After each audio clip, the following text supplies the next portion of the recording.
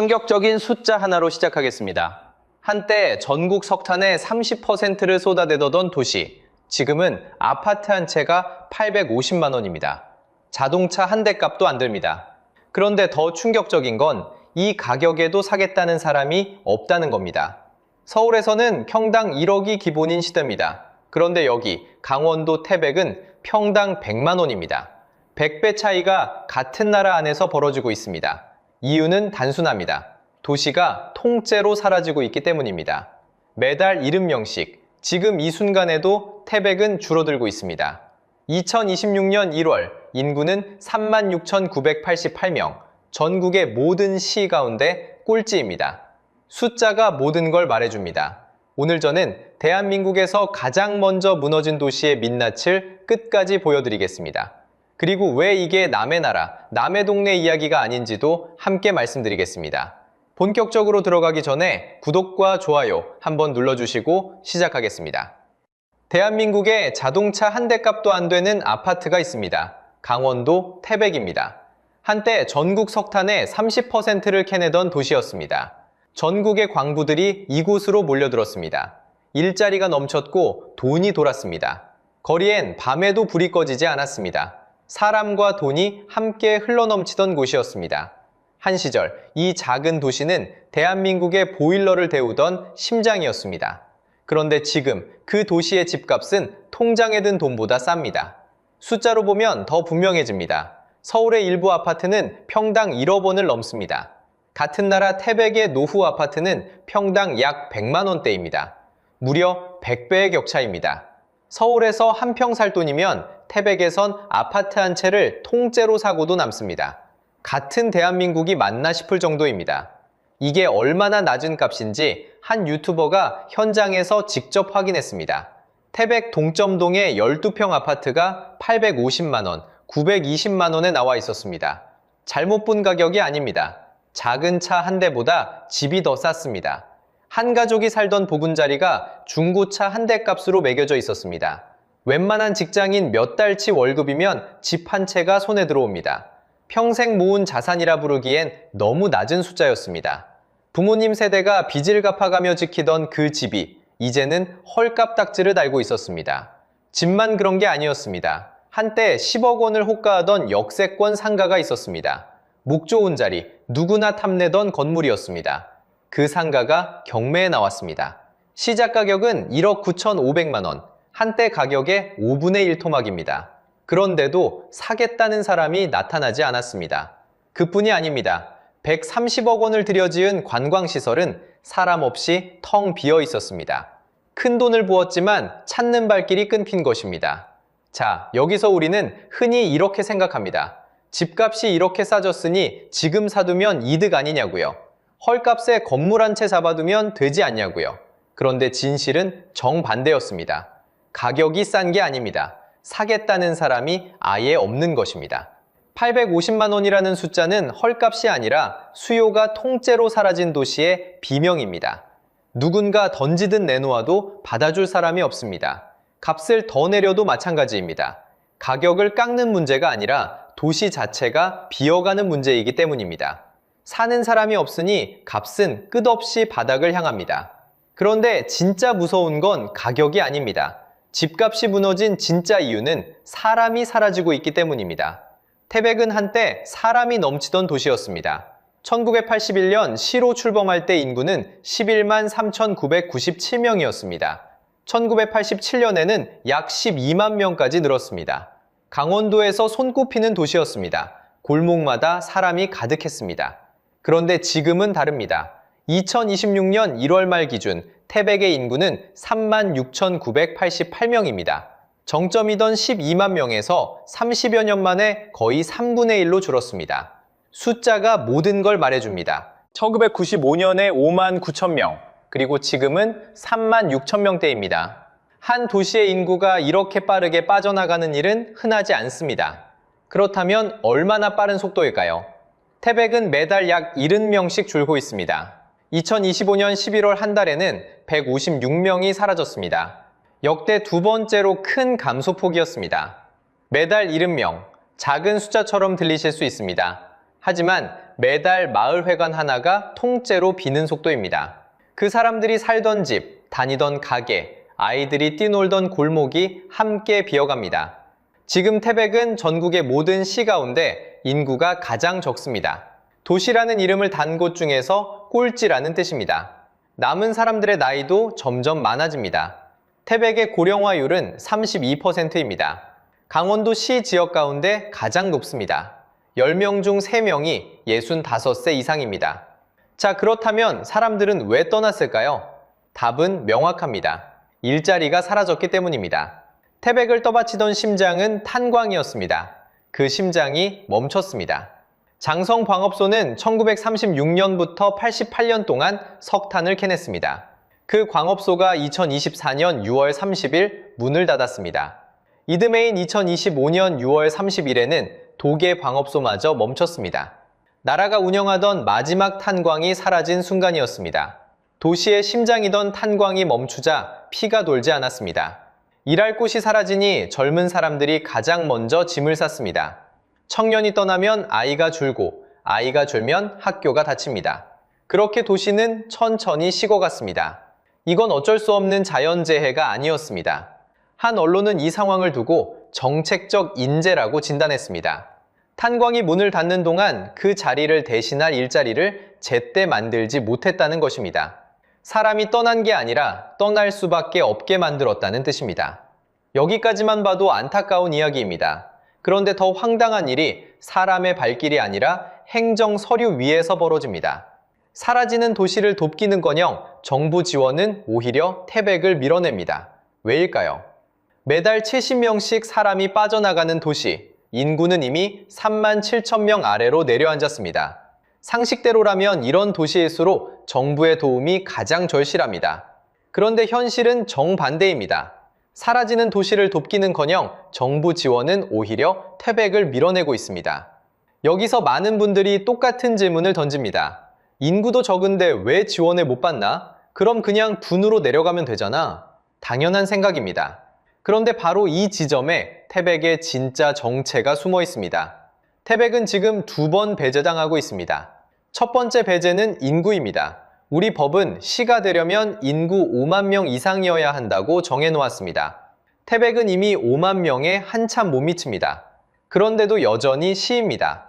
바로 이 시라는 이름표 때문에 인구가 적은 분을 돕는 사업에서는 통째로 까집니다.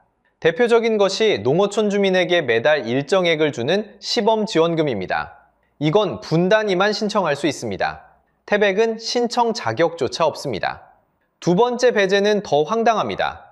태백은 읍과 면이 하나도 없이 동으로만 이루어진 도시입니다. 그래서 농어촌을 돕는 사업에서도 또 빠집니다. 보건소 시설을 고치고 장비를 들여놓는 농어촌 의료개선 사업. 이건 읍과 면, 외딴 지역이 대상입니다. 동만 있는 태백은 여기서도 자동으로 제외됩니다. 키가 작은데 어른표를 끊었다는 이유로 어린이 할인도 경로 할인도 모두 못 받는 셈입니다. 이름표 하나 때문에 도시 하나가 지원줄에서 통째로 까져 있습니다. 이 부조리는 옆 동네와 비교하면 더 선명해집니다. 바로 옆 정선군. 인구는 태백과 비슷합니다. 그런데 정선은 군이라는 이유로 농어촌 지원 대상이 됩니다. 태백은 시라는 이유로 배제됩니다. 같은 위기, 비슷한 한 인구, 결과는 정반대입니다. 자, 그럼 다시 그 질문으로 돌아갑니다. 그럼 군으로 내려가면 되잖아. 여기서 충격적인 사실이 나옵니다. 우리나라에는 시를 군으로 강등시키는 법 자체가 없습니다. 다시 한번 말씀드립니다. 시를 군으로 내리는 법적 근거가 아예 존재하지 않습니다. 인구가 아무리 줄어도 새로운 법을 만들지 않는 한 자동으로 내려갈 길이 없습니다. 모두가 당연하게 내려가면 되지 라고 말했던 그 길은 사실 처음부터 막혀있는 길이었습니다. 게다가 현실적인 벽이 하나 더 있습니다. 설령 길이 있다 해도 지자체 입장에서는 쉽게 시자리를 내려놓지 못합니다.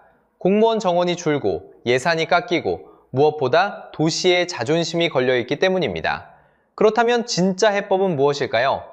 답은 강등이 아니라 전환에 있습니다.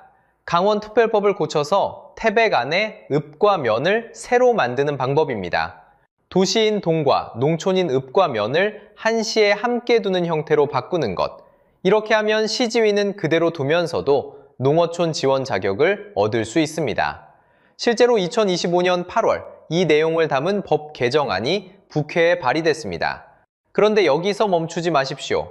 이게 태백만의 일이 아니기 때문입니다. 읍과 면이 없어 똑같은 사각지대에 놓인 도시, 동해시도, 속초시도 같은 구조 안에 있습니다. 이름표 하나 때문에 지원에서 밀려난 도시는 지금도 조용히 늘어나고 있습니다. 그리고 잊지 말아야 할 사실이 하나 있습니다. 이렇게 한 도시가 줄에서 빠지는 동안 그 빈자리를 떠받치는 건 결국 우리 모두의 세금입니다. 이건 멀리 떨어진 한 도시의 사정이 아니라 우리가 낸 돈이 어디서 어떻게 새고 있는가에 관한 이야기입니다. 이름표 하나로 도시 하나가 통째로 배제되는 이 풍경, 우리에게는 낯설고 충격적입니다. 그런데 이 모든 일은 사실 이미 한 나라에서 끝까지 가본 시나리오입니다. 이름표 하나 때문에 줄에서 통째로 빠진 도시, 여기까지 보고 나면 한 가지 생각이 들 겁니다. 이건 태백이라는 도시 하나의 유난스러운 불운인가? 아니면 누구든 같은 길을 가면 똑같이 도착하는 종착역인가? 답을 먼저 말씀드리겠습니다. 정해진 패턴입니다. 그리고 이미 한 나라가 그 끝까지 가봤습니다.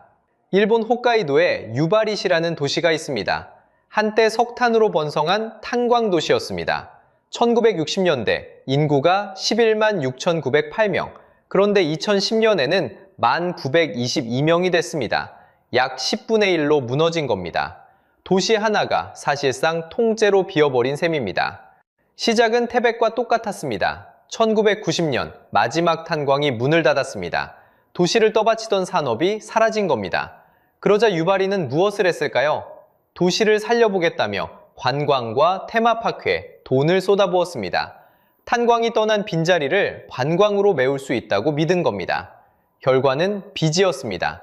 무리한 투자는 약 353억엔의 부채로 돌아왔습니다.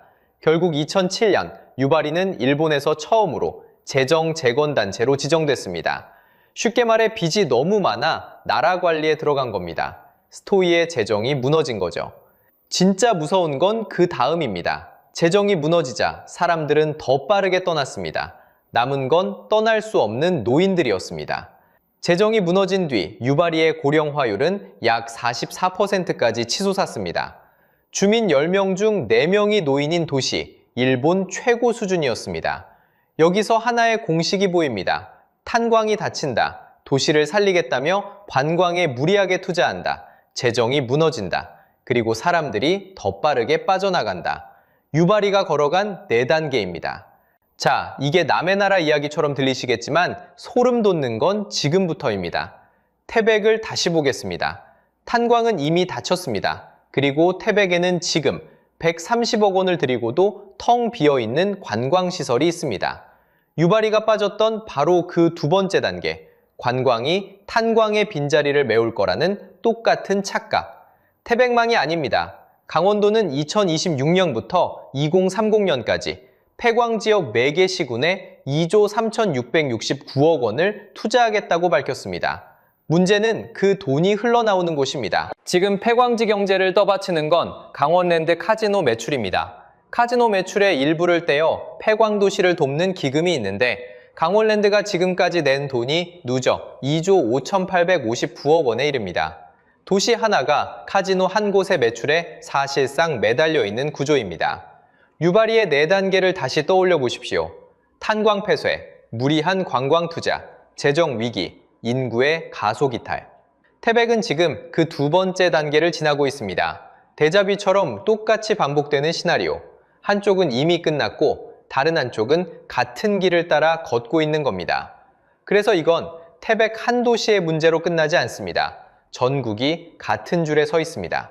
그리고 이 줄의 맨 앞에 태백이 서 있을 뿐 그 뒤로 당신의 동네가 있습니다. 일본 유바리가 걸어간 그 길을 태백이 지금 똑같이 따라 걷고 있습니다. 그렇다면 여기서 한 가지 질문이 남습니다. 이게 태백 한 도시만의 일일까요? 아닙니다.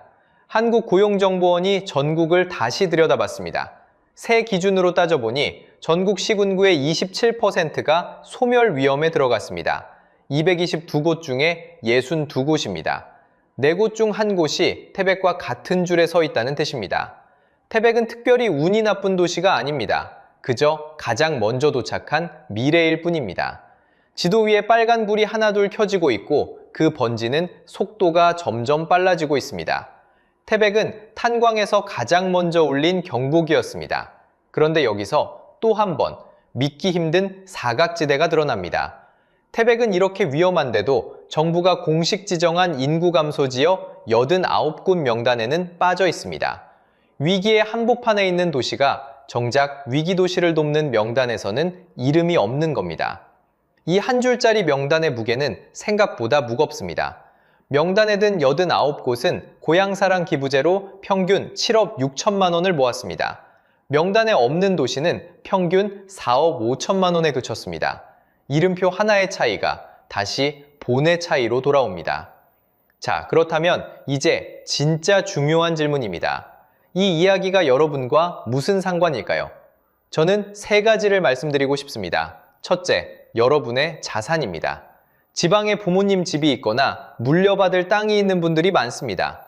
그 집과 그 땅의 값이 어느 날 850만 원이 될 수 있습니다. 사람이 빠져나간 도시에서는 사겠다는 사람이 사라집니다. 가격이 싼 게 아니라 살 사람이 없는 겁니다. 태백에서 이미 벌어진 일이 여러분의 고향에서 벌어지지 않는다는 보장은 어디에도 없습니다. 둘째, 여러분의 세금입니다. 도시 하나가 무너진다고 그냥 사라지지는 않습니다. 누군가는 그 도시를 떠받쳐야 합니다. 줄어든 주민이 내는 세금만으로는 어림없습니다. 그래서 정부가 전 국민의 세금을 걷어 형편이 어려운 도시에 나눠줍니다. 사라지는 도시가 늘어날수록 그 부담은 결국 일하고 있는 여러분의 어깨로 옮겨옵니다. 셋째, 여러분의 노후입니다. 은퇴하면 한적한 지방에서 살아보겠다. 한 번쯤 그려보셨을 겁니다. 그런데 사람이 떠난 도시는 병원이 문을 닫고 버스가 끊기고 가게가 사라집니다. 막상 가서 살려고 보면 선택할 수 있는 동네 자체가 줄어들어 있을 겁니다. 소멸은 먼 도시의 풍경이 아니라 여러분의 노후 선택지를 좁히는 일입니다. 그래서 태백의 이야기는 동정의 이야기가 아닙니다. 안타깝다, 딱하다, 그렇게 끝낼 이야기가 아닙니다. 이건 여러분의 자산이고 여러분의 세금이고 여러분의 노후입니다. 이게 남의 나라, 남의 동네 이야기가 아닙니다. 줄의 맨 앞에 태백이 서 있을 뿐 그 뒤로 길게 늘어선 도시들 어딘가에 여러분의 고향이 있습니다. 자, 850만 원짜리 아파트 한 채에서 시작한 이야기가 어디까지 왔는지 정리해 보겠습니다. 자동차 한 대 값도 안 되는 집은 그저 시작이었습니다. 그 집값을 무너뜨린 건 매달 70명씩 사라지는 사람들이었고 사람이 떠난 자리에 도시를 지킬 일자리가 없었습니다. 그리고 그 도시를 도와야 할 제도는 이름표 하나가 다르다는 이유로 태백을 줄에서 통째로 밀어냈습니다. 우리는 이 모든 과정을 일본 유바리가 한 발 먼저 끝까지 걸어간 길에서 똑같이 보았습니다. 탄광이 멈추고 무리한 관광 투자가 이어지고 재정이 무너지고 사람이 더 빠르게 빠져나가는 그 정해진 순서 말입니다. 여기서 가장 중요한 건 이것입니다. 태백은 끝이 아니라 시작입니다.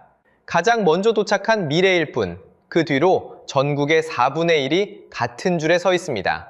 그리고 그 줄 어딘가에 여러분의 고향이, 부모님이 계신 그 도시가 함께 서 있을지도 모릅니다. 그래서 여러분께 묻고 싶습니다. 여러분의 고향 혹은 부모님이 계신 그 도시는 정말 안전하다고 보십니까? 태백 다음 차례는 어디라고 생각하십니까? 댓글로 꼭 알려주세요. 여러분이 알고 계신 동네 이야기 하나가 같은 고민을 안고 이 영상을 보는 다른 분들에게는 가장 큰 정보가 됩니다. 댓글 하나하나가 모여 지도 위에 어디가 위험한지를 그려줄 겁니다. 이런 이야기를 계속 전해드릴 수 있도록 영상이 도움이 되셨다면 구독과 좋아요 부탁드립니다. 알림 설정까지 해두시면 다음 도시 이야기를 가장 먼저 받아보실 수 있습니다. 끝까지 함께 해주셔서 감사합니다. 재건축만 하면 인생이 바뀐다. 강남 사람들이 30년을 믿어온 이 말이 지금 한 장의 고지서 앞에서 무너지고 있습니다. 손에 쥔 고지서에는 추가 분담금 6억 원이 찍혀 있었습니다. 평생 모은 집 한 채를 지키는데 집값에 가까운 돈을 또 내라는 겁니다. 다리에 힘이 풀렸다는 분도 있습니다. 그런데 진짜 충격적인 사실은 따로 있습니다. 이게 강남만의 일이 아니라는 점입니다. 여러분의 동네에도 부모님이 사시는 그 단지에도 똑같은 순서가 다가오고 있습니다. 숫자가 모든 걸 말해줍니다. 재건축이라는 로또가 어쩌다 갚아야 할 큰 빚으로 뒤집혔는지 그 정체를 지금부터 하나씩 파헤쳐 보겠습니다. 본격적으로 들어가기 전에 이런 부동산과 경제 이야기를 놓치고 싶지 않으시다면 구독과 좋아요 한번 눌러주시기 바랍니다. 여러분의 소중한 자산을 지키는데 분명 도움이 될 겁니다. 한때 재건축은 인생을 바꾸는 단어였습니다. 낡은 집 한 채만 잘 깔고 앉아 있으면 됐습니다. 30년 넘은 아파트, 녹슨 배관에 좁은 주차장, 누가 봐도 헌집이었습니다. 그런데 그 헌집이 어느 날 새 아파트로 바뀝니다. 그것도 같은 자리, 같은 동네의 말입니다. 집을 부수는데 자산은 오히려 불어났습니다. 헌집 한 채가 새 아파트가 되고 그 새 아파트의 값이 다시 몇 배로 뛰었습니다.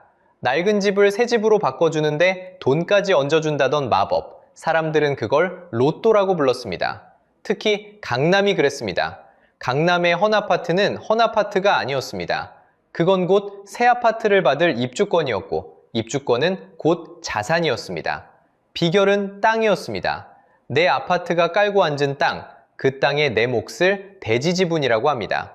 강남은 이 땅값 자체가 비쌌습니다. 그러니 같은 헌집이라도 강남 헌집의 가치가 남달랐습니다.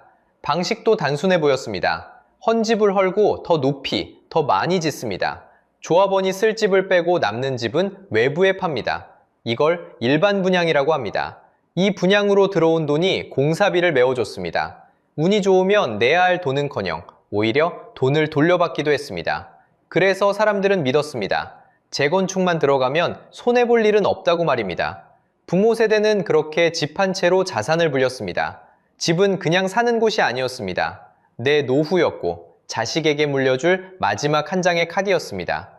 내 집이 곧 연금이라는 믿음, 그 믿음의 한가운데 강남 재건축이 있었습니다. 강남은 무너지지 않는다는 이 신화는 그렇게 30년을 버텼습니다. 그런데 그 마법이 어느 순간 정반대로 작동하기 시작했습니다. 돈을 돌려받는 줄 알았던 사람들이 거꾸로 수억 원을 내놓으라는 통보를 받습니다. 로또라 불리던 그 입주권이 어느 날 갚아야 할 큰 빚으로 바뀐 겁니다. 그 신호탄은 한 장의 고지서였습니다. 강남의 어느 재건축 단지로 가보겠습니다. 30년을 버틴 낡은 아파트입니다. 주민들은 오래 기다렸습니다. 새 아파트로 바뀌면 자산이 불어날 거라 믿었습니다. 그런데 우편함에 도착한 건 환급 통지가 아니었습니다. 추가로 돈을 더 내라는 고지서였습니다. 대표적인 곳이 음마아파트입니다.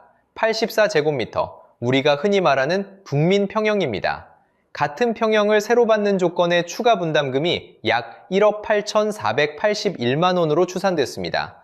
새 집을 받는데 추가로 1억 8천만 원을 더 내라는 뜻입니다. 문제는 이 숫자가 어디서 출발했느냐입니다. 불과 2년 전 2023년 추정치는 1억 1,847만 원 수준이었습니다. 그 사이 약 7천만 원이 더 붙은 겁니다. 7천만 원이 어느 정도일까요? 2024년 우리나라 가구 평균 소득이 한 해 7,427만 원입니다.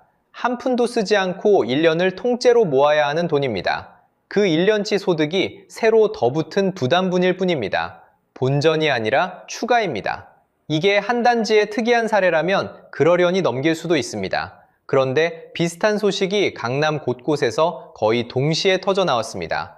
음마만의 일이 아닙니다. 반포주공 1단지를 보겠습니다. 건설사가 요구한 공사비가 2조 6천억 원에서 4조 원으로 뛰었습니다. 평당 공사비로 보면 548만 원에서 829만 원, 57%가 올랐습니다. 이 증가분은 결국 누가 떠안을까요? 조합원입니다. 1인당 추가로 부담해야 할 돈이 6억 원 넘게 늘어난 것으로 전해집니다. 6억 원이라는 돈을 다시 환산해 보겠습니다. 평균 가구가 한 푼도 쓰지 않고 약 8년을 모아야 손해주는 금액입니다. 새 아파트를 받는데 8년치 소득을 더 얹어야 하는 셈입니다. 압구정도 마찬가지입니다. 압구정 4구역에서는 84제곱미터를 분양받는데 분담금이 9억 3천만 원대로 산출됐습니다. 집을 받기 위해 또 다른 집값에 가까운 돈을 마련해야 합니다. 여기서 더 무서운 사실이 있습니다. 어떤 단지는 아예 손해 구간에 들어섰다는 점입니다. 개포주공 6단지와 7단지의 비례율이 79.89%로 나왔습니다. 비례율은 내 헌집의 가치를 100으로 봤을 때 새 집에서 돌려받는 비율입니다. 100%가 본전입니다. 80%라는 건 본전에 한참 못 미친다는 뜻입니다. 물론 일부에선 펜트하우스처럼 수십억대 분담금이 나온 극단 사례도 거론됩니다. 하지만 그건 일부 이야기입니다. 진짜 충격은 가장 평범한 31평 집주인에게 수억 원의 부담이 떨어졌다는 사실입니다. 정리하면 이렇습니다. 환급받을 줄 알았던 사람들이 오히려 수억을 토해내야 하는 상황입니다. 누군가는 1억 8천만 원, 누군가는 6억 원, 또 누군가는 본전에도 못 미치는 비례율을 받아들었습니다. 평생 모은 집 한 채가 갑자기 수억의 부담을 안긴 빚더미의 입구로 변했습니다. 여러분이라면 어떠셨을까요? 새 아파트 열세 대신 받은 게 수억 원짜리 고지서라면 말입니다. 그런데 이상한 점이 있습니다. 왜 분담금은 한 번 오르면 절대 내려오지 않을까요? 공사비가 잠깐 피었다면 조정될 법도 합니다. 그러나 현실에서 분담금은 위로만 쌓입니다. 이건 우연이 아닙니다. 처음부터 그렇게 설계된 구조였습니다. 자, 그렇다면 이 돈은 다 어디서 나오는 걸까요? 분담금이 한 번 오르면 왜 절대 내려오지 않는지 그 정체를 지금부터 파헤쳐 보겠습니다. 시작은 공사비입니다. 눈덩이처럼 불어난 분담금의 뿌리가 여기에 있습니다. 건설 공사비 지수라는 게 있습니다. 아파트를 짓는 데 드는 자재값과 인건비가 얼마나 올랐는지를 보여주는 숫자입니다. 이 지수가 지난 5년 동안 약 32% 올랐습니다. 5년 전 5억이면 짓던 건물을 지금은 6억 6천을 줘야 똑같이 짓는다는 뜻입니다. 새 아파트를 받기도 전에 짓는 값부터 이미 한 채 값만큼 더 비싸졌습니다. 평당 공사비를 보면 더 선명합니다.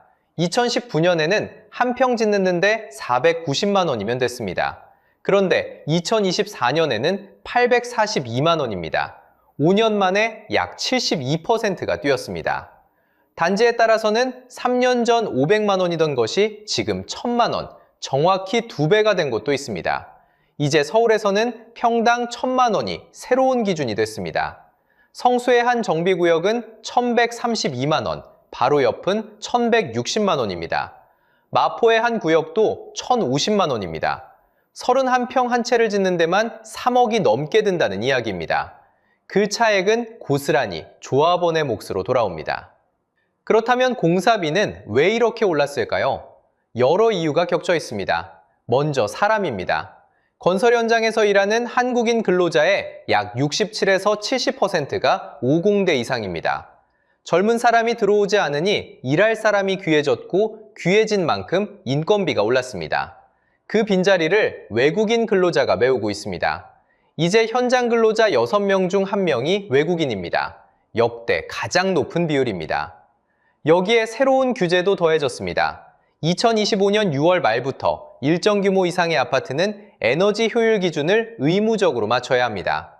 국토부 추산으로 31평 기준 세대당 약 130만 원이 더 듭니다. 단열을 강화하고 설비를 바꾸는 비용입니다. 시간이 지나면 냉난방비로 회수된다고는 하지만 당장 짓는 값은 그만큼 올라갑니다. 그런데 진짜 무서운 건 따로 있습니다. 바로 시간입니다. 재건축에는 공사 자금을 빌려 쓰는 구조가 있습니다. 빌린 돈에는 당연히 이자가 붙습니다. 공사가 예정대로 끝나면 큰 문제가 없습니다. 그런데 공사비를 두고 다투거나 일정이 밀리면 그동안 이자는 계속 불어납니다. 공사가 1년 늦어지면 이자만 수십억이 쌓이는 구조입니다. 그리고 그 돈도 결국 조합원이 나눠냅니다. 자, 여기서 가장 중요한 질문이 남습니다. 자재값이 올랐다, 인건비가 올랐다, 규제가 생겼다. 그럴 수 있습니다. 그런데 왜 그 부담은 전부 조합원에게만 돌아올까요? 왜 분담금은 한 번 오르면 절대 내려오지 않을까요? 이것이 이 영상에서 꼭 짚고 싶은 정체입니다. 분담금은 한쪽으로만 도는 톱니바퀴이기 때문입니다. 공사비가 오르면 그 증액은 즉시 분담금에 반영됩니다. 며칠 만에 고지서 숫자가 바뀝니다. 그런데 반대 방향은 거의 작동하지 않습니다. 자재값이 내리거나 비용을 아낄 여지가 생겨도 그만큼 분담금이 줄었다는 소식은 좀처럼 들리지 않습니다. 오를 때는 빛의 속도로, 내릴 때는 멈춰선 톱니바퀴입니다. 왜 이런 일이 벌어질까요? 입장이 뒤바뀌기 때문입니다. 재건축을 처음 시작할 때 조합은 어느 건설사에 맡길지 고르는 입장입니다. 건설사들은 서로 따내려고 좋은 조건을 내겁니다. 이때만큼은 조합이 갑입니다. 그런데 계약 도장을 받고 첫 삽을 뜨는 순간 모든 게 뒤집힙니다. 이미 옛집은 헐렸고 조합원들은 흩어져 전세를 떠돌고 있습니다. 공사를 멈출 수도 다른 회사로 갈아탈 수도 없습니다. 그 순간 갑은 조합에서 건설사로 넘어갑니다. 도장을 받을 땐 조합이 갑이었는데 착공하는 순간 갑이 건설사로 바뀝니다. 그래서 공사비 증액 요구를 거절하기 어려운 구조가 만들어집니다. 분담금이 위로만 쌓이는 진짜 이유가 여기에 있습니다. 그런데 더 충격적인 건 같은 강남 안에서도 운명이 갈린다는 사실입니다. 누구는 오히려 환급금을 돌려받고 바로 옆 누구는 빚더미에 앉습니다. 담장 하나를 사이에 두고 희비가 완전히 갈립니다. 같은 강남입니다. 같은 시기에 재건축을 시작했습니다. 그런데 한쪽 단지 주민들은 새 아파트를 받으면서 돈을 돌려받습니다. 바로 옆 단지 주민들은 새 아파트를 받기 위해 수억 원을 더 토해냅니다.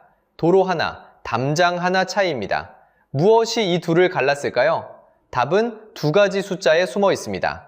첫 번째는 비례율입니다. 내 헌집의 가치를 100으로 봤을 때 새 집에서 얼마를 돌려받는지를 나타내는 비율입니다.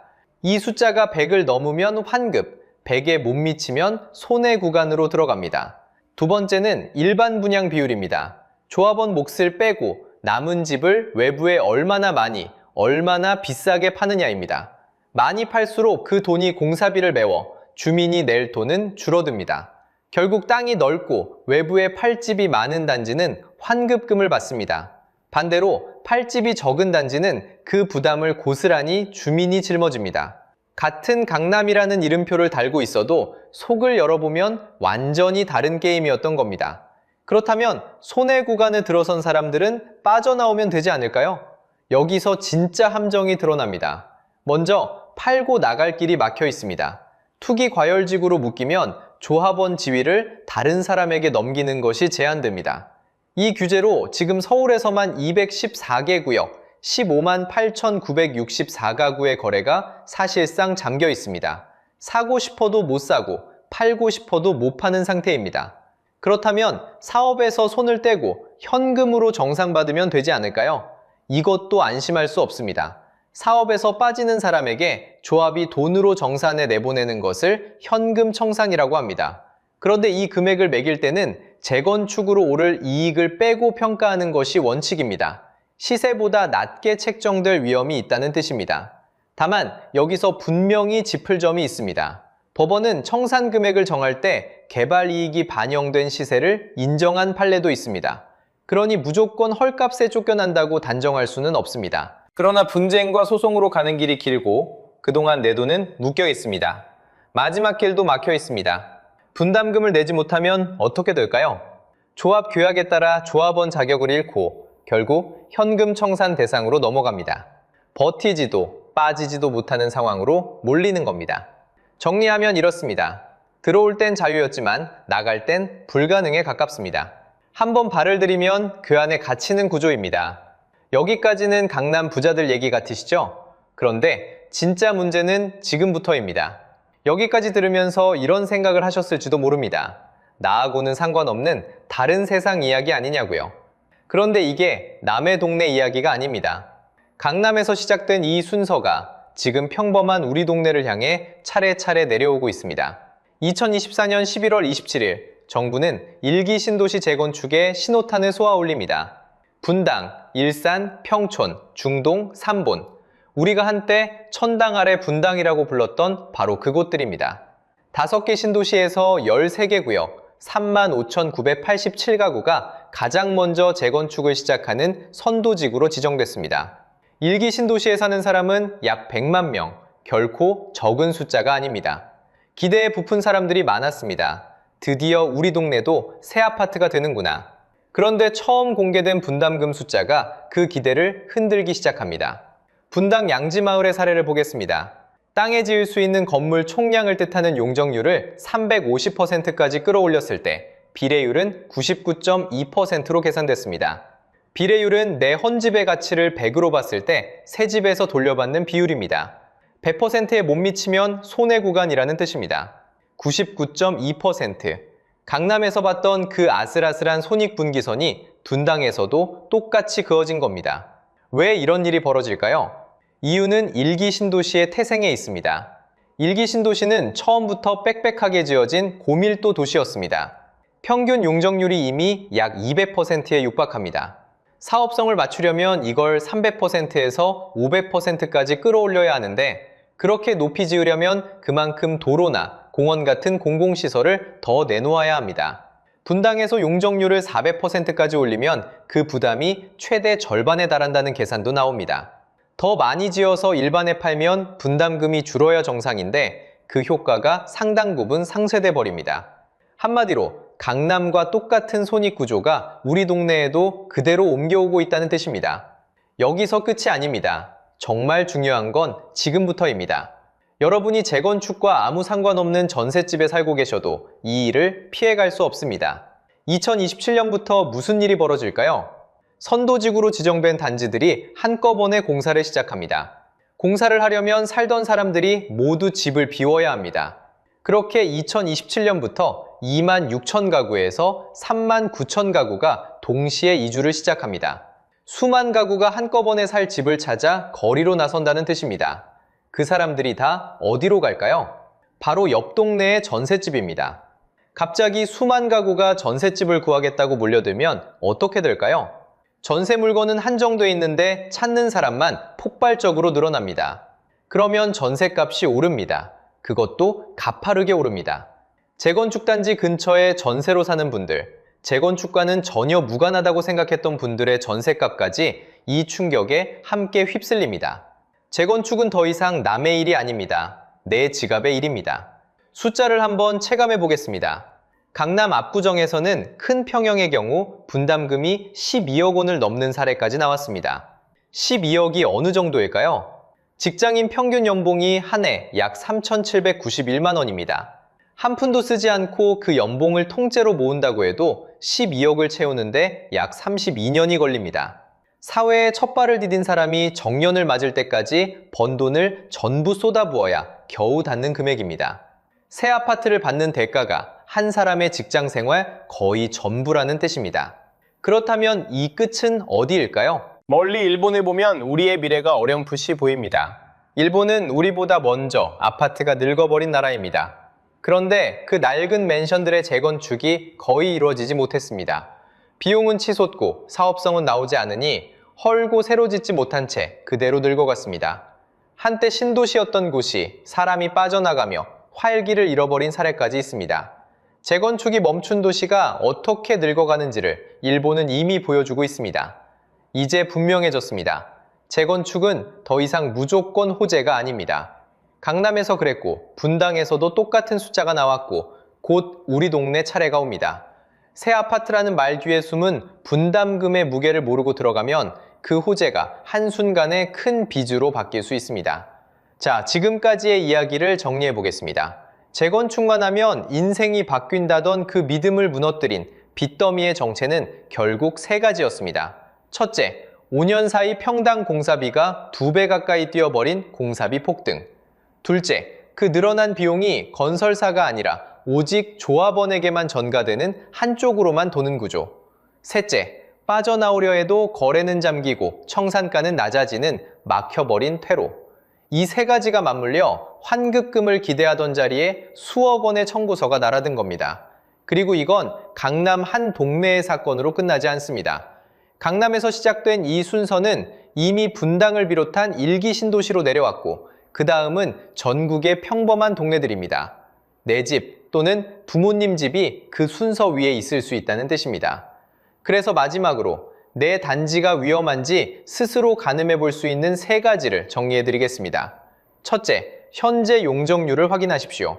이미 용적률이 높은 단지일수록 더 지을 수 있는 여유가 적고 그만큼 일반 분양으로 비용을 메울 길이 좁아 사업성이 떨어집니다. 둘째, 내 대지 지분을 확인하십시오. 내 아파트가 깔고 앉은 땅의 내 몫이 클수록 재건축에서 돌려받을 가치가 큽니다. 등기부등본에서 대지권 면적으로 바로 확인할 수 있습니다. 셋째, 주변 신축 시세와 견조 추정 분담금을 가늠해 보십시오. 새 아파트의 예상 가격에서 내 헌집의 가치를 뺀 차이가 결국 내가 더 부담해야 할 돈의 크기입니다. 그 숫자가 감당 가능한 수준인지부터 따져봐야 합니다. 그리고 무엇보다 재건축은 무조건 호재라는 오래된 믿음부터 한 번쯤 의심해 보시기 바랍니다. 다시 한번 분명히 말씀드립니다. 재건축은 더 이상 로또가 아니라 잘못 들어가면 큰 빚이 될 수 있습니다. 막연한 기대가 아니라 숫자로 확인하고 들어가야 하는 시대입니다. 오늘 이야기가 내 자산을 지키는 데 도움이 되셨다면 구독과 좋아요로 응원해 주시기 바랍니다. 그리고 마지막으로 여쭙고 싶습니다. 여러분 동네 재건축은 어떤가요? 분담금 소식 들으신 분들은 댓글로 공유해 주십시오. 여러분의 경험이 다른 누군가의 소중한 자산을 지키는 단서가 될 수 있습니다.